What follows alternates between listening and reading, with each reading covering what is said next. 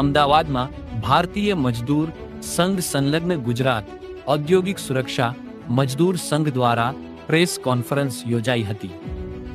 જીઆઈએસએફના હાલના સીઈઓ સામે કર્મચારીઓ સાથે ભેદભાવ, મનસ્વી વલણ અને નીતિ નિયમોના ભંગના આક્ષેપો કરવામાં આવ્યા।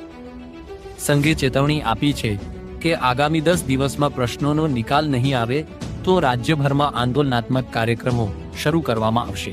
હું રાજેન્દ્રસિંહ ચુડાસમા, ગુજરાત ભારતીય મજદૂર સંઘ પ્રદેશના ઉપાધ્યક્ષ અને મીડિયા ઇન્ચાર્જની જવાબદારી છે। ત્યારે આજ રોજ અમારા ભારતીય મજદૂર સંઘ પ્રદેશ અધ્યક્ષ જિગ્નેશ મજુમદાર અને ગિરીશભાઈ પટેલની સૂચનાથી અમારું પારિવારિક સંગઠન એવું જીએસએફ ગુજરાત ઔદ્યોગિક સુરક્ષા દળ કર્મચારી મહાસંઘની આજે પ્રેસ કોન્ફરન્સ હતી।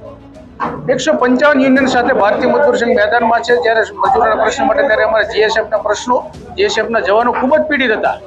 એક વર્ષથી અમે સરકાર સમક્ષ સતત રજૂઆતો કરી, પરંતુ એમની વેદનાનો કોઈ ઉકેલ ના આવ્યો અને ઉલટાનું અધિકારીઓ દ્વારા એમને પરેશાન કરવામાં, ખાસ કરીને એટલા માટે કે ટાર્ગેટ કરવામાં આવ્યા છે કે ભારતીય મજદૂર સંઘ સંગઠન હોવાથી વિચારધારાની એક વિરોધાભાસ અમને દેખાઈ રહ્યો છે। ત્યારે આજે એમના પ્રશ્નોને વાચા આપવા અને આગામી દિવસોમાં જિલ્લા તાલુકા મથકે કાર્યક્રમો આપવાની તૈયારી છે।